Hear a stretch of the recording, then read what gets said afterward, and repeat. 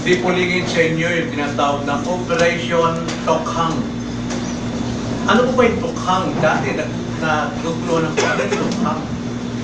Binisaya pala yun sa Kasaya, Tok-Tok, Hangyo.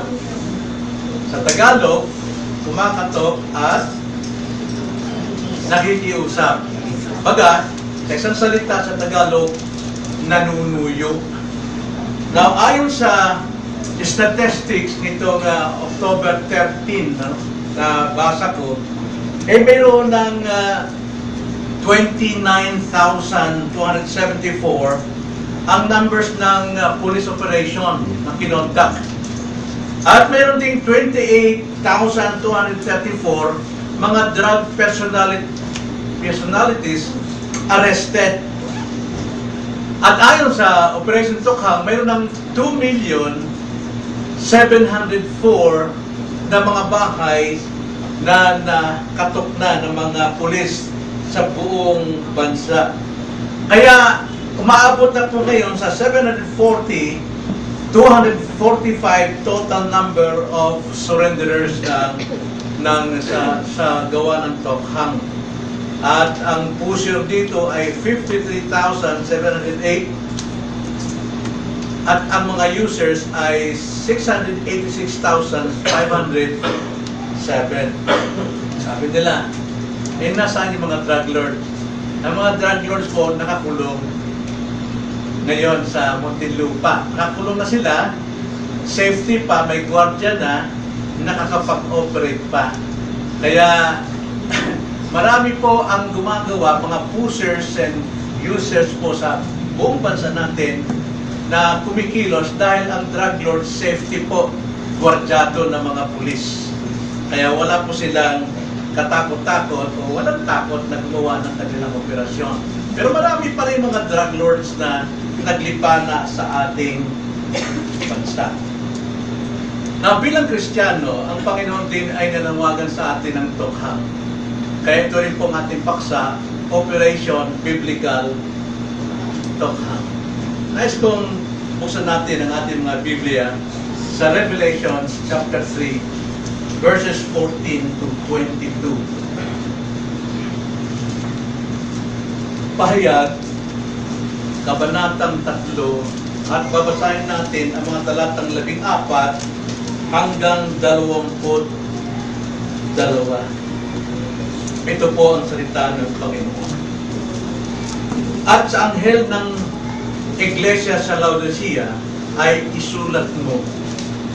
Ang mga bagay na ito ay sinasabi ng Amen, ng saksing tapat at totoo ng pasimula ng paglalang ng Diyos. Alam ko ang inyong mga gawa. Ikaw ay hindi malamig o mainit man. Ibig ko sanang ikaw ay malamig o mainit. Kaya dahil ikaw ay malahininga at hindi mainit o malamig man, ay isusuka kita mula sa aking bibig. Sapagkat sinasabi mo, ako'y mayaman at naging mariwasa at hindi ako nangangailangan ng anuman. Hindi mo nalalamang ikaw ay aba, kahabag-habag, maralita, bulag at hubad. Ipinapayo ko sa iyo na bumili ka sa akin ng gintong dinalisay ng apoy upang ikaw ay yumaman, at ng mapuputing damit upang iyong may suot, at upang huwag mahayag ang iyong kahihiyang kahubaran, at ng pampahid na ilalagay sa iyong mga mata upang ikaw ay makakita. Ang lahat ng aking iniibig ay aking sinasaway at dinidisiplina. Ikaw nga'y magsikap at magsisi. Makinig ka. Ako'y nakatayo sa may pintuan at tumutok-tok. Kung diringgin ng sino man ng aking tinig at buksan ang pinto, ako'y papasok sa kanya at kakain kasalo niya at siya'y kasalo ko.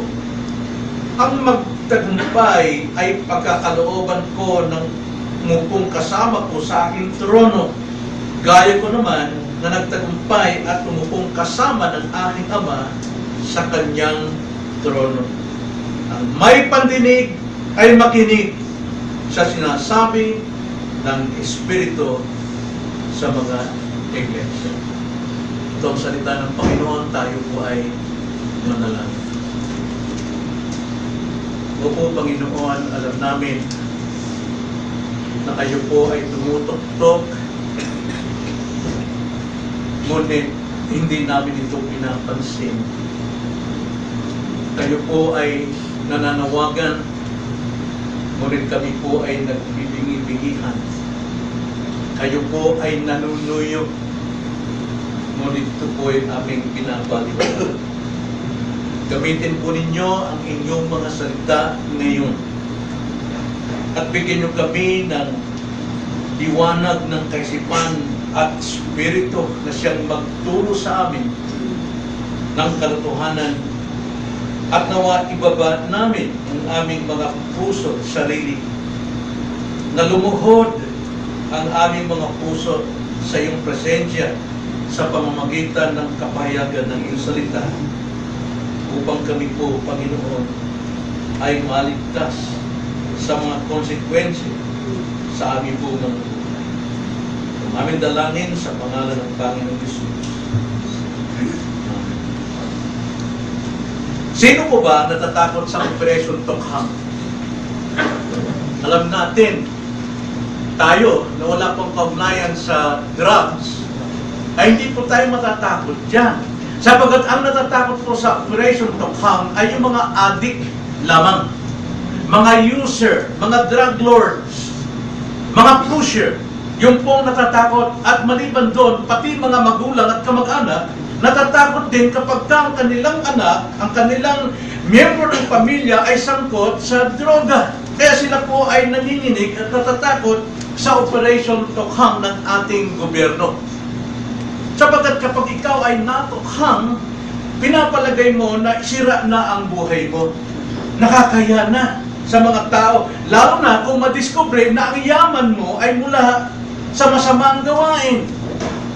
Sira ang iyong pangalan, sira ang iyong pamilya, yumayaman ka dahil sa kasamaan. Ang Panginoon man ay mayroon ding Operation Tokhang. Tawagin na lamang natin itong panunuyo. Ang ating Panginoon ay nanunuyo. Dapat ba itong katakutan ng mga tao? Dapat ba itong tanggihan o baliwalain ang panunuyo ng Panginoon? Ano ba ang tokhang ng Panginoon? Ano ang panunuyo? May mga dahilan ang Panginoon sa kanyang panunuyo. At yan ay mayroon pong tatlo. Ano pong panunuyo? Anong dahilan ng panunuyo ng Panginoon sa atin? Ano po ang dahilan ng kanyang panawagang tokhang sa atin bilang mga tao ng Diyos? Nauna sa lahat, dapat nating alalahanin na ang Revelation 3:19-20, hindi po ito doktrina para panawagan sa kaligtasan. Hindi po ang Diyos ay kumakatok sa puso ng tao upang pagbuksan at siya'y maligtas.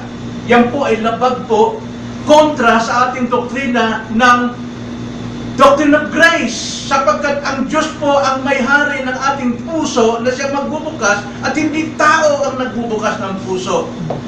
Ang Diyos sa kanyang biyaya, sa kanyang kapangyarihan, ang siyang tumatawag, pumipili at nananawagan at nagbubukas ng ating puso. Kaya ito po, ang kontekstong ito ay sa iglesia ng Laodicea, mga mananampalataya na kung saan ang iglesyang ito sa pamamagitan ng pastor ay nagpapabaya na ang mga miyembro ay masyado nang nagmamataas, nagmamayabang at hindi po ibinibigay ang tamang aral.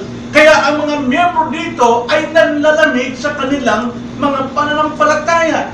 Sila'y nagmamalaki, mayaman sila, umaasenso sila, magagawa nilang lahat ng gusto nilang gawin.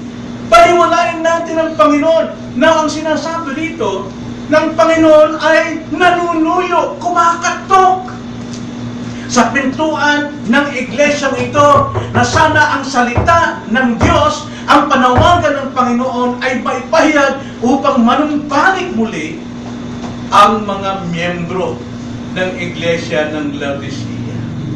Kaya po, may layunin ng Diyos sa kanyang panunuyo sa atin. Ang kanyang tokhang sa atin. Mayroong tatlo. Una po, Ang layunin po ng Panginoon, ng kanyang panunuyo, dahil alam niya na ikaw ay mapagkunwari. Alam ng Diyos na ikaw ay mapagkunwari. Tayo ay mapagkunwari. Ito yung sabi sa verse 15 to 16. Ang sabi ng Panginoon, alam ko ang iyong mga gawa. Ikaw ay hindi malamig o mainit man. Ibig ko sana ikaw ay malamig o mainit. Kaya dahil ikaw ay malahininga at hindi mainit o malamig man, ay isusuka kita mula sa aking bibig. Yun po yung pinakamabigat at pinakapait na maging resulta sa mapagkunwaring Kristiyano. Hindi sana kung totoong malamig ka, para ma-review ka nang sa ganun makapagsisi ka. At mabuti sana kung mainit ka, para ikaw ay maglingkod sa iglesia, sa Panginoon, para may pakinabang. Pero ang mahirap dyan, malamig ka. Ikaw ay lukewarm. At hindi maintindihan, Kristiyano ka ba o hindi? Ikaw ay nasa pagkukunwari. Nagtatago ka sa pagkukunwari. At yan po ay isa pong bagay na kinapupuotan ng Diyos. Kaya ang narapat sa iyo, isuka. Isuka sa kanyang bibig. Ano bang kasamaan ng lukewarmness? Ano bang kasamaan ng lukewarmness? Yung pagiging malahininga. Na alam nyo, kung pagka ikaw uhaw na uhaw, tingnan mo na. Uhaw na uhaw ka at naglalakbay ka, pawis na pawis ka, ang gusto mong hanapin ay malamig na tubig. Right? Pero pag binigyan ka ng maliganggang, aba, ano ito? Kung ikaw naman, halimbawa, ay nalalamigan at kailangan mo ng mainit na tubig, hindi nabigay sa iyo, kundi malahininga, aba, hindi rin maganda. Kadalasan dinudura, isinusuka. Yung pong tendency ng isang alanganin, ganun po ang tendency ng mga hypocrite. Mga mapagkunwari, hindi mainit, hindi malamig. So ano pong kasamaan ng lukewarmness? Una-una po dyan, ito po yung lumalalang pagwawalang bahala sa pananampalataya. Lumalalang pagwawalang bahala sa iyong tinitindigan ng paniniwala. Sa iyong tinitindigan ng panampalatayang siyang nagligtas sa iyo. Unti-unti kang lumalala na nagwawalang bahala. Ang iyong prayer, wala na. Ang iyong Bible reading, ang iyong Bible study, wala na. At higit sa lahat, wala ng self-examination ng iyong sariling spirituality. Lumalala yan. Bakit po? Dahil tayo po ay abala sa iba. Nagwawalang bahala tayo dahil katulad natin, busy ako eh. Wala akong panahon, marami akong lakad. Nawawala na sa atin ang kalagahan ng pagsamba, ang pakikinig ng salita ng Diyos, laging natutulog, laging sinasadyang nakapikit. Bakit? Hindi ka ba basawang nakapikit sa bahay? At pagdating sa salita ng Diyos, na tinaas ng Diyos ang kanyang salita, higit sa kanyang pangalan, at tayo magwawalang bahala. Hypocrite. Pagkukunwari. Nagtatago ka yan. Alam ng Panginoon niyang nagtatago ka. Nalalaman niya ang iyong mga gawa.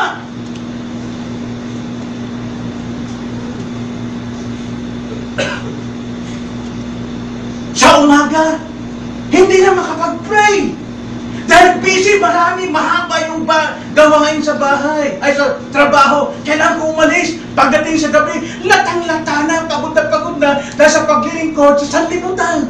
Wala nang time para mag-pray. Kung mag-pray man, iklian na lang. Yan po ay gawaing lumalala, pagwawalang bahala sa pananampalataya. That is lukewarmness, mga kapatid.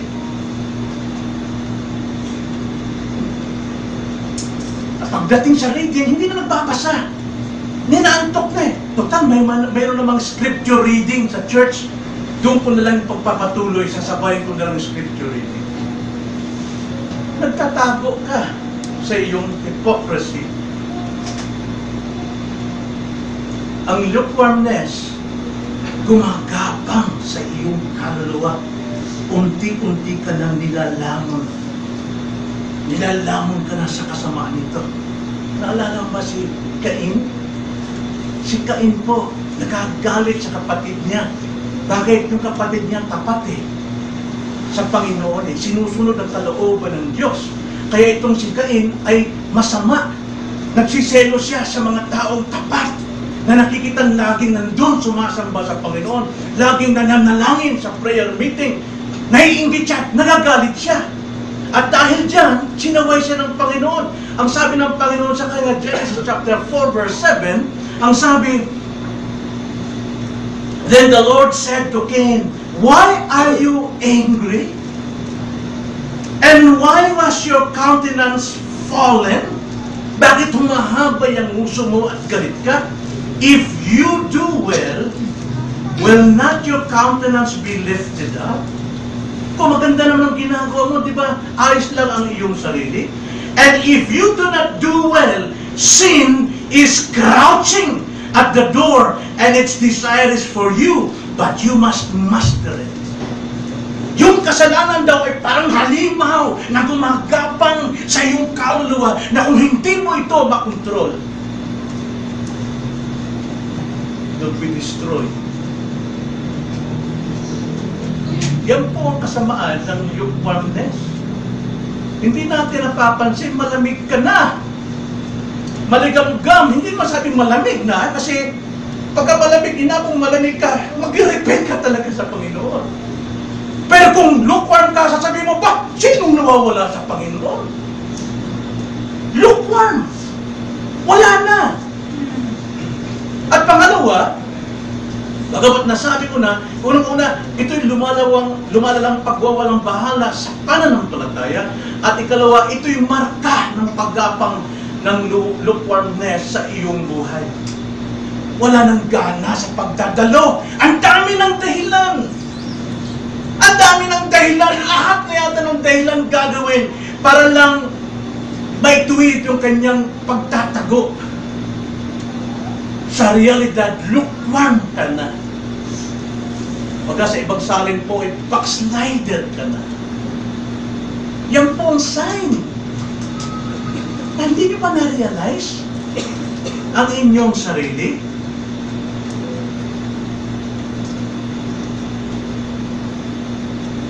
Lukewarm. Ang sabi palagi, ito ang aral palagi. Nais ipangaral ng Panginoon sa kanyang iglesia. Hebrews chapter 10 verse 24 to 25. "And let us consider how to stimulate one another to love and good deeds, not forsaking our own assembling together, as is the habit of some, but encouraging one another, and all the more as you see the day drawing near." Ang sabi po sa Bible, sa Ecclesiastes, 3 chords is better than 1, or 2 chords is better than 1. Sapagkat kapag ang isa ay nanghihina, yung isa ang magtatayo. Pero nangyayari sa atin, mismo mag-asawa, nagkakaroon ng kahinaan. Bawat isa walang nag-encourage sa kanyang partner para tumayo at maging mainit. Nang sabi dyan, utos ng ating Panginoon, encouraging one another, na huwag pabayaan ang pagtitipon. And yes, ito po nangyari. Hindi mo naman ma-judge na ito ay hindi Kristiyano, dahil minsan dumadalo. Hindi naman ma-judge na ito ay hindi Kristiyano, sapagkat siya nakikita mo naman kuminsan-minsan. But, lukewarm. Wala hininga. Ang kasalanan ito ay kumukukot sa bawat hibla ng ating kaluluwa. Remaining sin, muling naghahari. Gayong sinabi sa Romans chapter 6, hindi na kailangang maghari o magkontrol ang kasalanan sapagkat patay ka na. Wala ka ng relasyon sa dati mong buhay na makasalanan. May kontrol ka na. In time, pwede mong kontrolin ang kasalanan yan. Pero hindi natin namamalayan, unti-unting kinukot-kot ang ating kaluluwa. Bunga nito, ikatlo, pagiging manhid sa Espiritu. Hindi na natin masunod kung ano yung dictation o yung guidance ng Holy Spirit. Makalaman na isip natin, makalaman na pangangatwiran natin, makalaman na ang hangad natin. Mas gusto nating hangarin at hangaan yung mga taong tagumpay sa kanilang mga business, pero ayaw natin pag-usapan pagdating sa spiritual na mga bagay.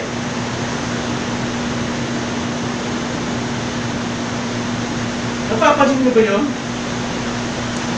Kung kayo'y lukewarm at nasalubong niyo ang alam niyong miyembro na tapat na naglilingkod sa Panginoon, gagalit kayo eh. Kapag kayo binabati, nandoon yung hindi mo maintindihan ikay naiinis. Sapagkat ikaw ang tinutumbok ng banal na Espiritu. Pero hindi, manhid ka na doon eh. Hi Brad, hi sis, galing, nanood lang kami ng sine.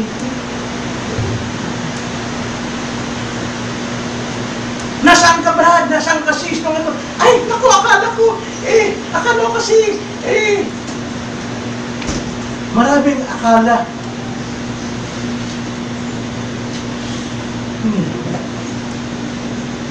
Papansin niyo ba yun sa inyong sarili? Brad, sis, bakit nasaan gano'n, alam mo kasi, may lakad ako, iniiba ang usapan. Iniiba ang usapan. You are lukewarm. Nagagalit ka pagka pinagsabihan, pero sa iyong paningin, sa iyong gawa, sa iyong pangatwiran, you are lukewarm. Ano ba sabihin lukewarm? Hypocrite. Hypocrite! Kapag kunwari, nalalaman ng Diyos yan, hindi yan lingid sa Panginoon. Ang sabi ng Panginoon, isusuka kita mula sa aking bibig. Yan po ang panunuyo ng Panginoon. Kumakatok siya. At sinusuyo. Kinakatok tayo, hindi para tayo ikulong.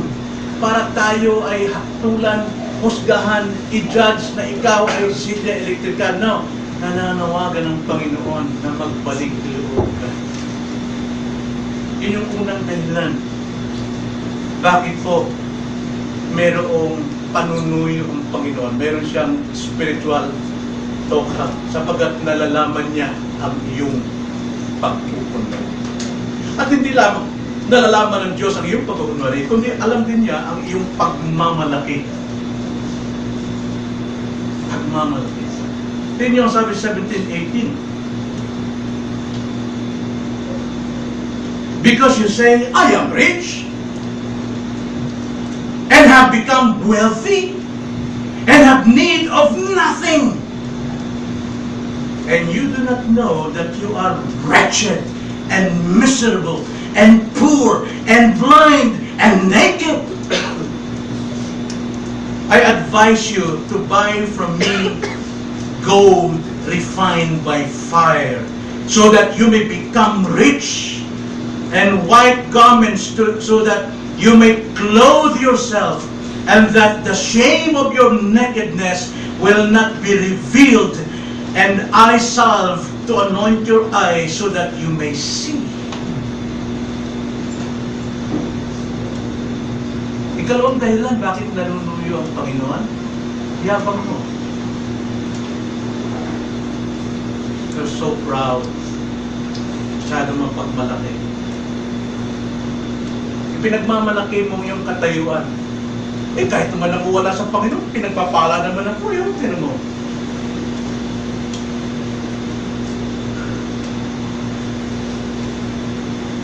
Pinagmamalaki natin minsan ang ating katayuan because of our knowledge, pinag-aralan, position.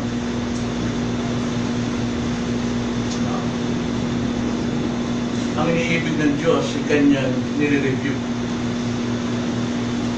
Hindi ka dyan mabubuhay dyan. Blessing lang sa iyo yan. That is God's providence in your life. Hindi dahil sa ikaw talaga ang pinagmulan ng iyong yaman ngayon, kundi ikaw ay steward. Pinagkatiwalaan ka lang paano mo pangalagaan ito for His glory. Pagmamalaki ay kabulagan sa katotohanan. Tingin niya, siya'y nasa liwanag. Tingnan mo ang buhay ko, brad. Nasa liwanag. Yun ang kanyang paniniwala. Bakit?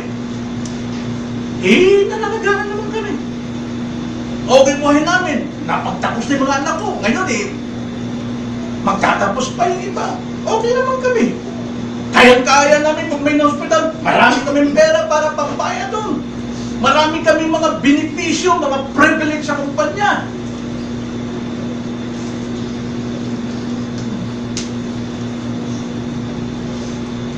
Luke chapter 11, 34 to 35. The eye is the lamp of your body. Yung mata raw natin ang siyang ilawan ng ating katawan. When your eyes is clear, your whole body also is full of light. But when it is bad, your body also is full of darkness. Then watch out that the light in you is not darkness. Ang ating mismong paningin sa ating sarili ay ilaw ng ating buhay. At kung tayo po ang ating paningin ay nasa tama, nasa katotohanan ng Diyos, then ang ating buong pagkatao ay nailawan ng katotohanan. But kung ang ating mga mata ay self-righteous light na tinutukoy mo, that is darkness. At kung ang mata mo ay madilim, the whole person ng iyong sarili is full of darkness. Kaya mag-ingat tayo, anong ilaw ang kinakatwiran mo? Ilaw ng katotohanan o ilaw ng pagmamataas at pagmamalaki? Because the light of self-righteousness or pride is darkness.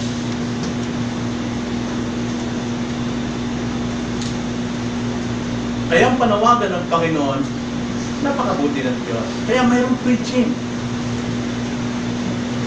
Sa sandaling wala ka sa preaching, namumuhay ka sa sarili mo. Pag walang Word of God, namumuhay ka sa sarili mo, lahat ng prinsipyo, lahat ng paraan mo, gagamitin mong katalinuhan ng mundong ito. Dahil kung sa katalinuhan ng mundong ito, nakikilala ang Diyos, hindi na kailangan ng gospel. Kaya through the foolishness of gospel, God saved. Not to those katalinuhan ng mundo. Kaya ang panawagan ng Panginoon, verse 18, ito yung sabi, I advise you to buy from me gold refined by fire so that you may become rich. Gusto ng Panginoon talagang yumaman ka. Pero ayon sa kanyang kayamanan. And then ang sabi diyan, and white garments so that you may clothe yourself and that the shame of your nakedness will not be revealed. Kahit na libo-libo pa ang halaga ng iyong kasuotan, gaano man kahaba ito, nakedness yan sa Panginoon because you are so proud of yourself. Pero sabi ng Panginoon, pumili ka sa akin ng puting kasuotan upang mapagtakpan yung iyong kahubaran. Kupal pala yun. Alam sabi pa rito, bumili ka rin sa akin ng salve, yung pamahid ng mata, upang ang iyong kabulagan ay makakita. Ano ibig sabihin mo? Ano ibig sabihin mo? Tingnan natin una, ano ibig sabihin ng bumili ka sa akin ng dinalisay na ginto? Bumili ka sa akin ng mapuputing damit at bumili ka sa akin ng pamahid ng mata. Bakit nababayaran ba ang Diyos? Nababayaran ba ang Diyos? Hindi po. Ang ibig sabihin ng bumili ka, Ibig sabihin, pag bumili ka, meron kang halagang ipoproduce. Meron kang halagang i-exert mo ng higit pa na kailangan. Kaya ang sabi ng Panginoon na bumili ka, ibig sabihin, pahalagaan mo ito. Itong bigyan mo ng higit na halaga kaysa sa pera, kaysa halaga ng sanlibutan, kaysa halaga ng kayamanan. What does it profit a man if he gains the whole world and loses his one soul? Kaya sabi ng Panginoon, pahalagaan mo ito. Ano yung pahalagaan? Pahalagaan mo ang ginto. Dinalisay na ginto. Ano ba? Alam ninyo na mayroong bagay na higit pa sa ginto na kailangang dalisayin sa apoy. Alam niyo ba kung ano yun? Christian? Believers? Children of God? Church? Alam niyo ba kung ano yung dinadalisay sa ginto? Pananampalataya! Pahalagaan mo ito! Itong bayaran mo! Itong bigyan mo ng halaga na dapat pakinggan mo ang salita sapagkat sa salita nagmumula ang pananampalataya! Dapat mong pahalagaan ang iyong katayuan. Dapat mong pahalagaan ang iyong paniniwala. Ang iyong pananampalataya. Higit mong bigyan ng halaga na higit pa sa salapi. Alam natin yan, 1 Peter chapter 1 verse 6 to 7. Sa ganito kayo'y nagagalak. Bagamat ngayon, sa sandaling panahon ay kailangan ninyong magdanas ng iba't ibang pagsubok upang ang kadalisayan ng inyong pananampalataya na mas mahalaga kaysa gintong nasisira, bagamat ito'y sinusubok sa pamagitan ng apoy, ay mauwi sa kapurihan, kaluwalhatian at karangalan sa pagkakita ni Jesucristo. Hindi sinabi niya kung kayo may kayamanan, kayo mapupurihan, kayo maluwalhati pagdating ni Kristo. Hindi po.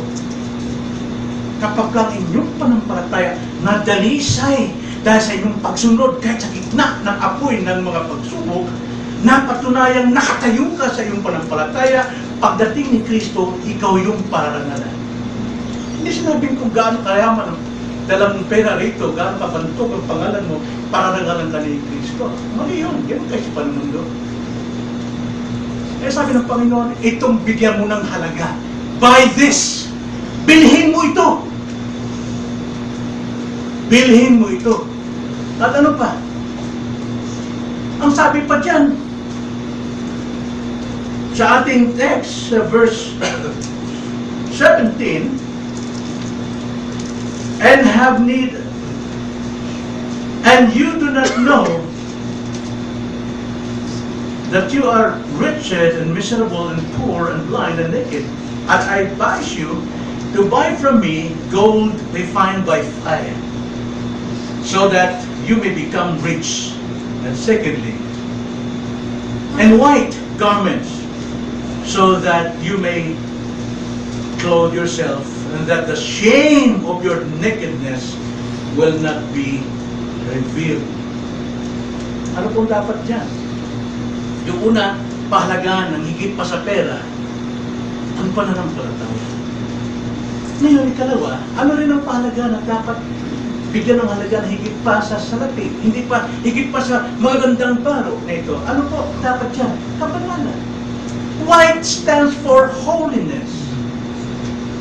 Ito dapat nating pagsikapan.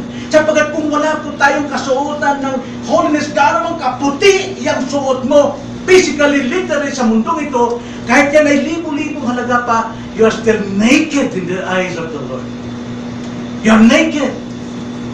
At ang kagandahan ng mga suot na yan, hindi makapagdadala sa iyo sa langit. Kundi, ano po? Holiness. Ng holiness, may kaakibat itong magandang pakikitungo sa kapwa. Ang iyong pakikitungo sa kapwa, ang iyong pakipag-isa sa mga mananampalataya, ang iyong pakikisama sa mga saints, diyan mo nakikita na ipinamumuhan mong kabanalan. For without which, without holiness, no man shall see the Lord. Hebrews chapter 12, verse 14. Ang sabi sa Hebrews chapter 12, verse 14, pursue peace with all men. Ano po yun? Sa mga tao. Sapagkat kung hindi mo ma-pursue ang kapayapaan sa iyong kapwa, hiwalay ka palagi, lumalayo ka sa mga fellowship, sa ating lunch fellowship, sa ating Bible study, sa ating worship, you separate yourself. Hindi ka pwede makapamuhay ng banal because you have something, no? Mayroon kang bagay na iniiwas at tinatago sa iyong kapwa kapatid. Hindi ka transparent bilang isang tao ng Diyos. Iisa tayong katawan. Ano mang kahinaan natin, kailangan mong tulong ng kapatid upang mapagtagumpayan whatever weakness is that. Ano mang sin na maan natin, na tinatago natin, nagpapahinat, nagpapasira ng buhay natin, you can confess it to your brethren para matulungan ka. Hindi lang sa pastor, pero sa mga brethren, natikom din naman ang bibig ng chismosa. Kaya ang sabi sa Hebrews chapter 12 verse 14, pursue peace with all men and the sanctification, holiness, without which no man will see the Lord. Sapagkat yung pakikipag-isa natin sa kapwa, isang gawain yan na kinalulugdan ng Diyos. At yan po ang marka sa mga taong gustong mabuhay ng tapat, malinis at banal. Ito ang dapat pagsikapan natin. Pero pagdating sa ating fellowship, humihiwalay tayo. Dahil mayroon kang mas halaga kaysa sa iyong kapatid sa pananampalataya na tinubos ni Kristo, na kanyang pinabaan upang mamatay sa krus, na inako niya na itong mga tao to ating kinamatayan, higit mo pang pinalagan yung mga tao walang paniniwala sa kanya. Hindi ko na sinasabing i-abandona na natin ang ating mga friends. No, hindi ganoon. You are still in this world, but you are not of the world. Pursue peace to all men and holiness, for without which no one shall see the Lord. Ako'y mahal ang mga kapatid natin, hindi pa miyembro, pero andyan sa prayer meeting, andyan sa mga Bible study, andyan sa mga fellowship, maging sa men's prayer meeting, every morning nandyan sila. Hindi na kinahiya na they are not members yet. May mga miyembro hindi dumarating. Prayer meeting, walang dumarating. Same faces ang makikita mo every Wednesday. Tapos sabihin, marami akong dahilan, marami akong trabaho. Wala tayong madadahilan sa Diyos. Pantay-pantay tayong binibigyan ng 24 hours a day. Ang kailangan natin, how to manage our time. Giving time para pag tayo ay magbigay ng panahon sa Panginoon. And together with brethren. So sabihin natin, Christian, well, Christian. No, actually, you're hiding from your pride. Kaya nananawagan ng Diyos. Then thirdly, mayroong operation tokhang din ng Panginoon o panunuyo dahil alam niyang ikaw ay mapagpunari. Ikaw alam niyang ikaw ay mapagmalaki. At ikatlo, alam niya at higit siya nakakalam, dapat kang madisiplina. Yun ang ikatlo. Kaya may pananawagan to discipline you. Doon lamang, yun lang ang tanging paraan para makanumbalik tayo. Disiplinahin. Verse 19 to 12, 22. Those whom I love, I reprove and discipline. Therefore, be zealous and repent. Meaning to say, maging masipag kang umamin ng iyong kasalanan at maging masipag kang magsisi sa iyong kasalanan. Be jealous and repent. Verse 20, behold, I stand at the door and knock. If anyone hears my voice and opens the door, tumutok ko sa iglesia. Tumutok-tok ang Panginoon sa iglesia nito. Na kung papakinggan nila ang tinig ng Diyos o ang salita ng Diyos ang ipinapangaral dito, na nananawagan sa lahat ng mga miyembro, then, ang sabi ng Panginoon, papasok ako sa salo sa inyo. Minsan, sa iglesia nito, wala ang Panginoon sa ating kalagitnaan. Because we are so hypocrite and prideful, proud sa ating sarili. So we need discipline. Ang disiplina ng Panginoon ay kanyang salita. Behold, I stand at the door and knock. If anyone hears my voice and opens the door, I will come in to him and will dine with him, and he with me. He who overcomes, I will grant to him to sit down with me on my throne, as I also overcame and sat down with my Father on his throne. He who has an ear, let him hear what the Spirit says to the churches. Churches, mga kapatid. Kailangan ko ng disiplina rito. Hindi para pahirapan ka, parusahan. No. Para ikaw ay mapanumbalik. Tayo lahat na nako dito, bago pa lang tayo maging miyembro. We swear to God that I will obey. Nasusundin ko, I will obey, sundin ko lahat ng patakaran ng iglesia, sapagkat ang patakaran ng iglesia ay ayon sa kanyang salita.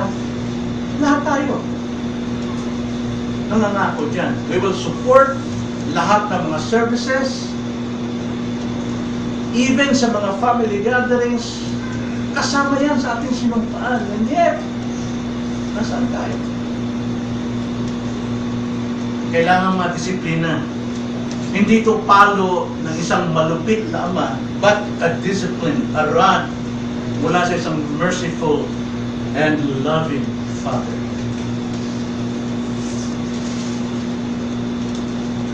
Anong layunin? Upang tayo magsisi at umamin sa ating kasalanan. Sapagkat sabi nga ng Panginoon dito,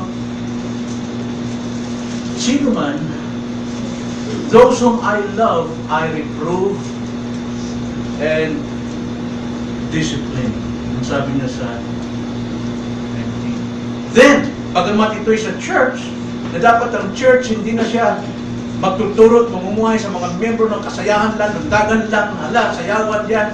Kung hindi natin tinuturo yung talagang salita ni Kristo upang sila makapamuhay ng banal, tumutok-tok, upang sino mang makinig ng kanyang aral, ng kanyang tinig, ay muli siyang papano sa atin, makikisama sa atin, nakatiyak tayo ng Panginoon ay nasa ating kalagitnaan sa tuwing tayo sumasamba. But it can apply also sa bawat miyembro. Na kung hindi natin pakinggan ang tinig ng Diyos at hindi natin ipasok mula sa tenga hanggang sa ating puso, hindi tayo nakatiyak na sinasamahan tayo ng Panginoon. Para mangyari yun, kaya ng ating doctrine about providence of God, pinahintulutan tayong mahulog sa kasalanan. Yan ang nangyari sa atin ngayon. Pang marinig mo ang rebuke ng Panginoon sa magitan ng pangangaral ng salita upang magsikap kang magsisi sa iyong kasalanan. At totoo, sabi sa 21, totoo kang mga nagumpay. Saan? Trabaho? Posisyon ng trabaho? No. Managumpay ka sa kasalanan. Because talagang na-under siege ka and then ikaw ay nakontrol na ng iyong sin. Wala ka nang minamahal kundi ang iyong sarili, ang iyong karapatan. Pamilya, mga anak. Hindi masama yun. Pero mas masama kung walang guidance ng Panginoon. Mananagumpay ka talaga. Sabi 21, he who overcomes, I will grant to him to sit down with me on my throne. Meaning to say, kasama siya sa iyo. At hindi lamang ang pagkakasama mo, pero at that moment, na-overcome mo ang iyong sinfulness, yung hypocrisy, yung pride, mga kapatid, pinaupo ka sa kanyang trono. Yan ang sinabi sa Ephesians 1:3. Na tayo'y nakaupo in the heavenly places with Christ. Hindi natin na-realize yan kasi ang nakikita natin literal, physical. Naunawaan lamang ito ng faith. The just shall live by faith. Nagagawa natin maluwalhati ang Panginoon sa tuwing tayo po ay nananagumpay. So, ano pong implikasyon, pampagising po sa atin, mga kapatid? Narinig natin ang salita ni Kristo, ipinapaliwanag ko lamang, katungkulan kong expound dito sa atin. Well, masakit. Pwede kayo maggalit sa akin, but never kayo maggalit sa Panginoon. Bagkus, be jealous and repent. Pag masipag kayo pagsisi. So, anong call ganyan sa atin? Paalala ko lang, oo, maaaring matagal ka na bilang Kristiyano. Maaaring matagal ka na Kristiyano at miyembro mismo ng iglesia lugar.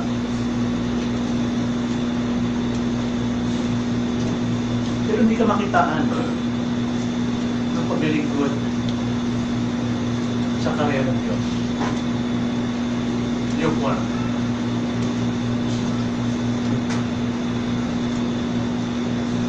Dahil hindi ka mainit eh.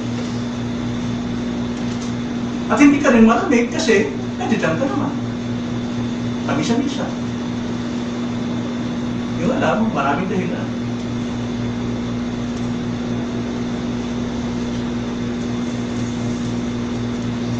Pero hindi magandang patutuo mo. Marami pong na-stumble. Maraming gumagaya. Sabi po ng stumbling block na hindi ka pa nadidisiplina.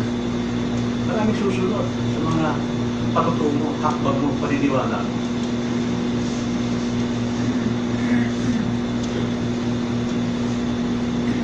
Matagal tayong Kristiyano. Kaya nga sinabi ko nung Wednesday, noong araw, ang kapatid, pagdating ng Bethlehem, 45 minutes bago magsimula, nandiyan na yan. Nakakatuwa. Habang tumatagal, 30 minutes na lang. Habang tumatagal, 15 minutes na lang. Marating. Tumagal pa, 2 minutes na lang, magsisimula na. Kalaunan,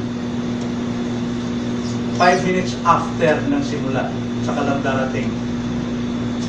At yung iba, never na talagang dumating. Nangangako. I don't care. Mangako ka sa akin, wala akong pakialam. Sabi ng Panginoon, ito mangako. Your answer should be yes or no.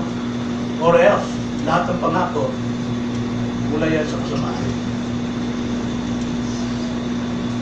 Okay? Kahit nung araw prayer meeting kami lang mag-ina, DJ at ako, kasi mama, tuloy kami nag-pray, wala kayo. Okay. Pero nasa inyo yun. Lukewarmness ang halagang dahilan dyan. Hindi ka mainit, hindi ka malamig, pero nagpapakita, hindi ka may tangging, hindi ka Kristiyano. Hindi mabigat. Lukewarm. Dahil minsan nagpapakita ka naman, baka nararamdaman mo, nagtagal na ako din nagpakita, pakita mo na ako. Sumuko na yata ang dalawa. Wala na akong ginawa. Di dumalo ng Sunday, maghapon, tapos may pulis pa. Tapos, madalo pa ako sa magdiwa, nasobra na yan. Kawasan ko naman. Ha? Nasa yun. Mapakita ka na, magsamba, pero tutulog ka naman. Kwentuhan naman kayo sa upuan. Namimiss niyo yung message dapat para sa iyo. Nalalaman na siya. Nalalaman niya yung luwa. You're not hot, you are not hot or cold, but you're lukewarm. Be jealous and repent.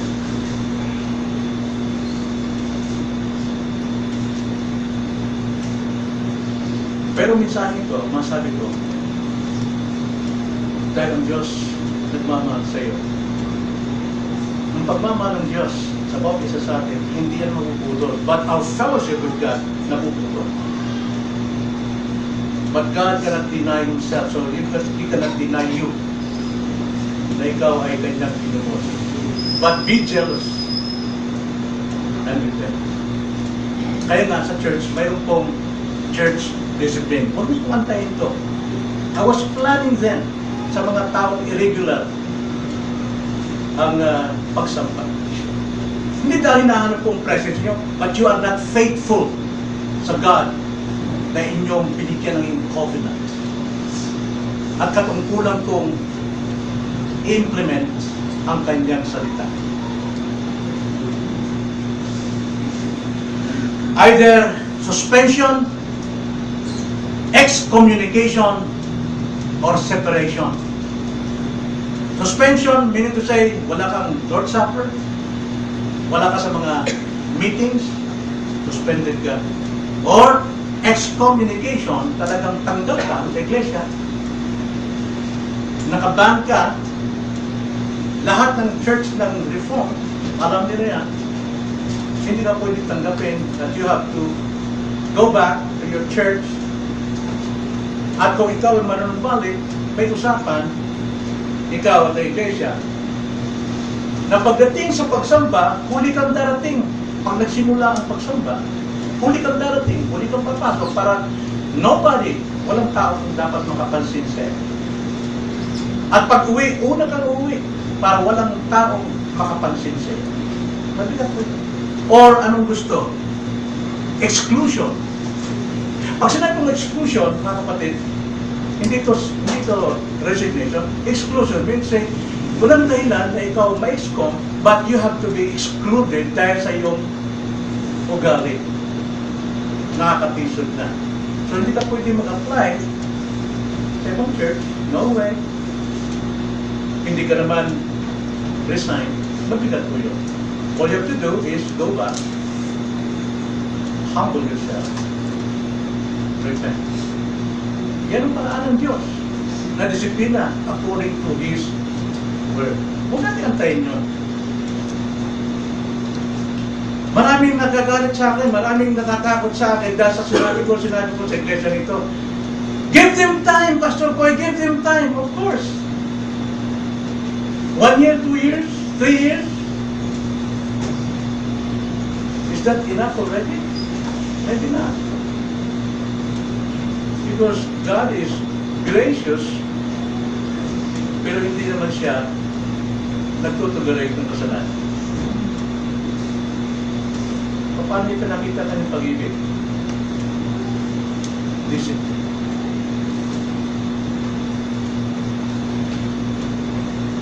First Corinthians 5:5, excommunication.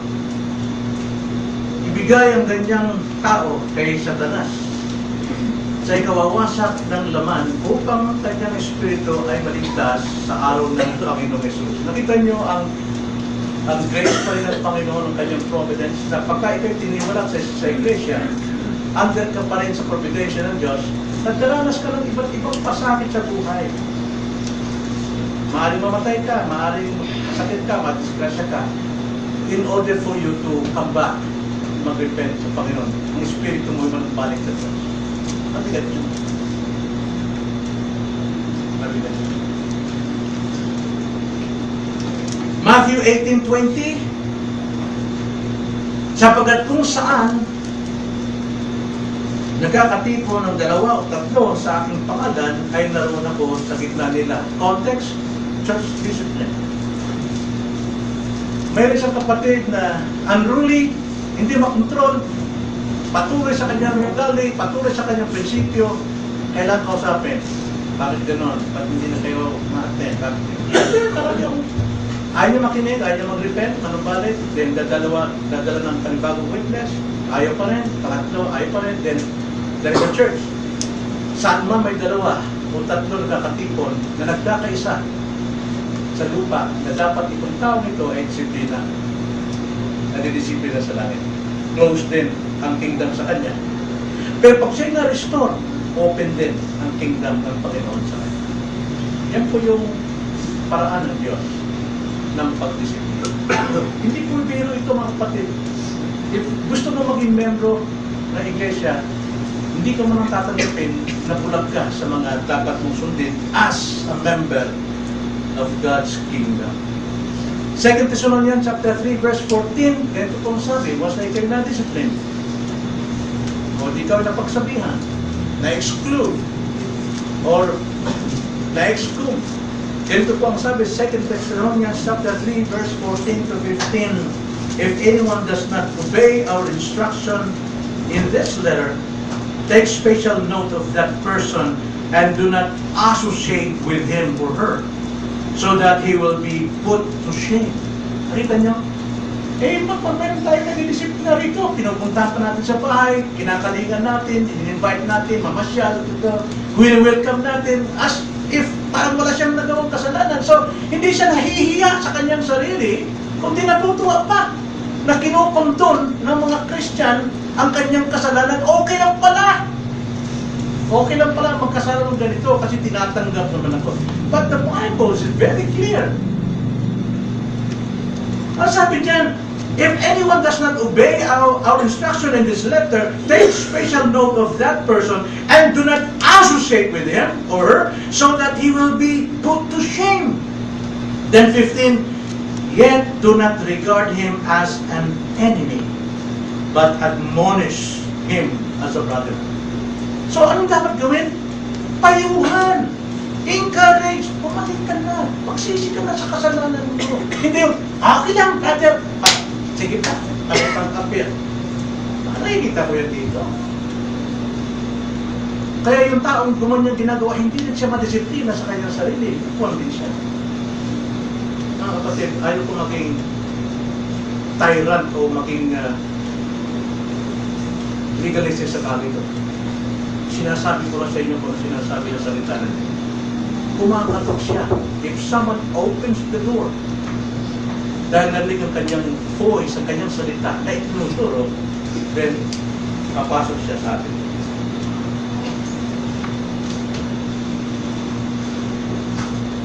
Kaya, kumakatok ang Panginoon. Hanggang hindi tayo nagre-repent, mga kapatid, taglay natin ang kasalanan yon, hypocrisy, pride, and your under-discipline, hindi yan tupad sa'yo. Sabi na sa Matthew 7, anyone who calls me Lord, Lord, I will deny him. Only those who obey their Father's let us pray.